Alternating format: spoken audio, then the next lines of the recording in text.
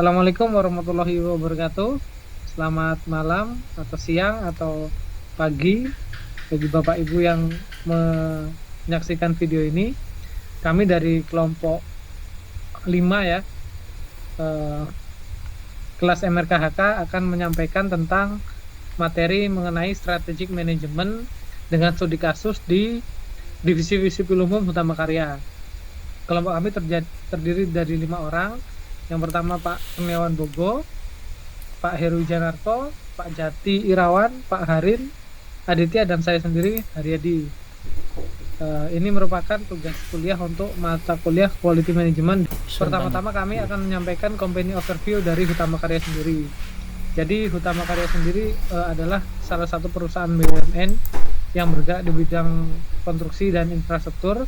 Dan sejak tahun 2017, Hutama Karya sudah karena adanya penugasan di jalan tol, Hutama Karya menyesuaikan visi dan misinya menjadi dengan menjadi pengembang infrastruktur terkemuka Indonesia untuk visi, dan misinya itu ada 3 poin. Utamanya adalah menyukseskan mandat pemerintah untuk pembangunan dan pengoperasian jalan tol Sumatera atau JTTS, pengembangan multibisnis infrastruktur melalui investasi, jasa konstruksi, manufaktur maupun yang mampu memberikan nilai tambah pada korporasi, kemudian membangun kapasitas dan kapabilitas korporasi yang berkesinambungan melalui pemantapan human capital, peningkatan financial capital, serta safety culture dan lingkungan perusahaan.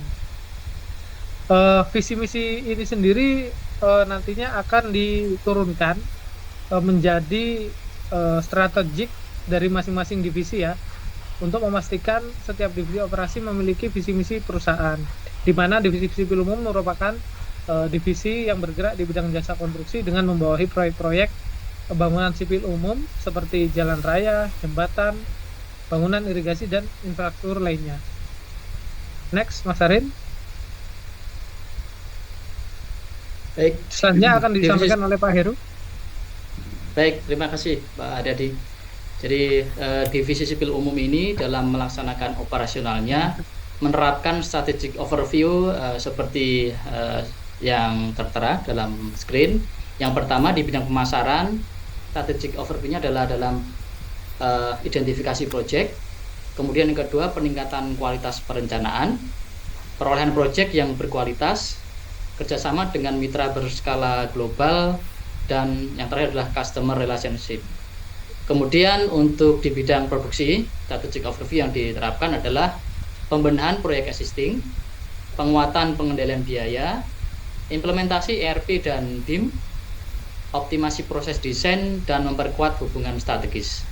Kemudian yang ketiga, ini adalah di bidang SDM, administrasi dan keuangan. Ini diterapkan optimalisasi personil dan meningkatkan kompetensi personil. Kemudian peningkatan dari kapabilitas personil, perbaikan administrasi proyek, menjaga arus kas positif, dan melaksanakan kaderisasi.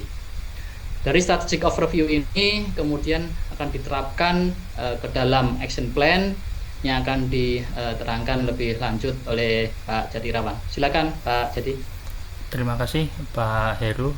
Untuk mencapai tujuan-tujuannya, divisi sipil umum itu mengambil langkah-langkah atau tindakan di setiap bagian-bagian divisinya, yaitu yang pertama di bagian pemasaran itu melaksanakan identifikasi disertai analisis risiko dan due diligence calon owner. Kemudian update kelengkapan dokumen, peningkatan kompetensi dan pelatihan sertifikasi. Yang terakhir, standarisasi metode kerja ini. Metode kerja ini selalu dikembangkan seiring dengan berkembangnya teknologi ataupun peraturan-peraturan yang berlaku.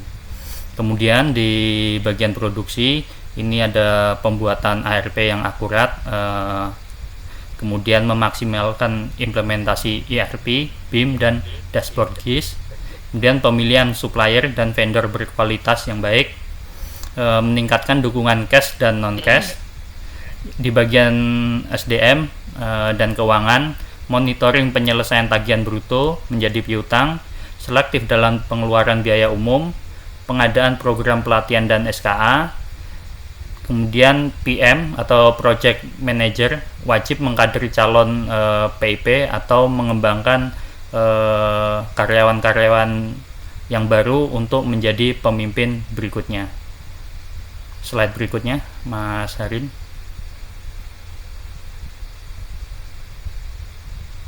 Monggo, Pak Bogo. Ya, terima kasih Pak. Jadi untuk selanjutnya kami akan memaparkan sedikit terkait dengan analisa SWOT untuk kekuatan, kelemahan, peluang, dan ancaman yang ada pada divisi sipil umum Utama Karya.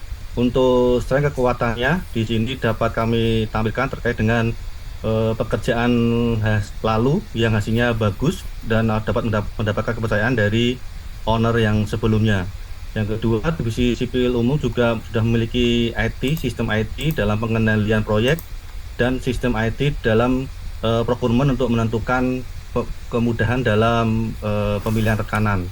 Untuk yang kelemahan, weakness-nya, ada beberapa sumber daya manusia yang masih belum mencukupi dalam mendukung tender-tender yang dilakukan oleh divisi sipil umum. Yang kedua, dalam beberapa sisi masih terjadi inkonsistensi dalam pelaksanaan sistem. Dan yang ketiga, yang paling utama juga adalah terkait dengan sentralisasi untuk arus kas yang harus melalui kantor pusat Utama Karya. Untuk peluang, opportunities, divisi sipil umum memiliki beberapa personil inti project atau PIP yang kompeten dan handal. Yang berikutnya, divisi sipil umum juga sudah mendapat kepercayaan penuh untuk proyek kelanjutan, terutama di proyek Jalan Tol Trans Sumatera tahap 2. Dan divisi sipil umum juga sudah menerapkan Lean dan Green Construction dengan baik dan matang. Untuk ancaman yang didapat, yang pertama terkait dengan ancaman cybercrime terhadap perusahaan terutama dan terhadap divisi sipil umum. Yang kedua adalah disruption akibat perkembangan teknologi. Yang ketiga adalah kekuatan kompetitor dalam pemerangan pasar. Dan yang terakhir adalah kondisi emergensi yang bersifat natural disaster maupun man-made disaster terkait dengan kondisi sospol maupun force major dan ancaman pandemi. Terus selanjutnya Pak Harin. Baik, terima kasih rekan-rekan. Setelah kami mengetahui strategi divisi sipil umum, kemudian action plan-nya seperti apa, dan analisis SWOT-nya, kami mengembangkan suatu balance scorecard yang dimana terdiri dari 3 bagian. Yang pertama perspektif, kedua adalah strategi map atau strategi objektif, kemudian ada inisiatif atau aktivitas yang mendukung dari strategi objektif. Perspektif sendiri terbagi ke dalam 4 perspektif. Yang pertama learn and growth, kemudian ada internal proses, ada customer, dan ada financial. Akan saya jelaskan dari bawah karena perspektif ini yang bawah adalah mendukung yang perspektif di atasnya dan begitu seterusnya sehingga dapat mencapai tujuan di perspektif paling atas. Di learn and growth itu ada 3 objektif yang harus kita capai. Yang pertama adalah mendorong produktivitas, kemudian penerapan integrated HC management, human capital, kemudian yang ketiga penerapan integrated learning cycle. Adapun inisiatifnya, yang pertama adalah penyediaan talenta terbaik, kemudian integrasi desain pekerjaan, struktur organisasi, model kompetensi, dan sistem penilaian kinerja. Yang ketiga, sertifikasi berstandar nasional dan internasional. Untuk internal proses, objektif yang harus kami capai, yang pertama adalah peningkatan tata kelola sistem manajemen, kemudian stabilitas proses bisnis, dan berikutnya adalah improve deliverable proses. Inisiatif yang harus dilakukan, yang pertama adalah sistem manajemen yang terintegrasi dan automasi proses, kemudian menjalin kerjasama dengan mitra-mitra bisnis yang strategis, kemudian implementasi digital construction yang terintegrasi, kemudian meningkatkan dan mempertahankan tingkat kematangan teknologi dan informasi bagaimana sesuai dengan apa yang menjadi threat kita di analisis SWOT sebelumnya. Kemudian naik ke perspektif customer, di mana objektifnya adalah menyediakan jasa dengan kualitas terbaik, kemudian meningkatkan kepuasan pelanggan, Ini untuk customer eksternal, kemudian untuk customer internal tentunya meningkatkan kepercayaan dari pemegang saham atau pemilik saham. Inisiatif yang dilakukan adalah penguatan dari sisi manajemen risiko dan risk awareness, kemudian penguatan implementasi QHSSE, dan yang terakhir pembenahan proyek-proyek yang beresiko tinggi dan perolehan proyek yang berkualitas dengan asesmen manajemen risiko. Yang terakhir, perspektif finansial. Objektif yang harus dicapai yaitu adalah peningkatan pendapatan dan peningkatan keuntungan. Kemudian penurunan biaya, terutama biaya-biaya overhead dari sisi kantor. Dan yang terakhir adalah kemampuan dan kesiapan finansial untuk membiayai proyek-proyek yang akan dijalankan.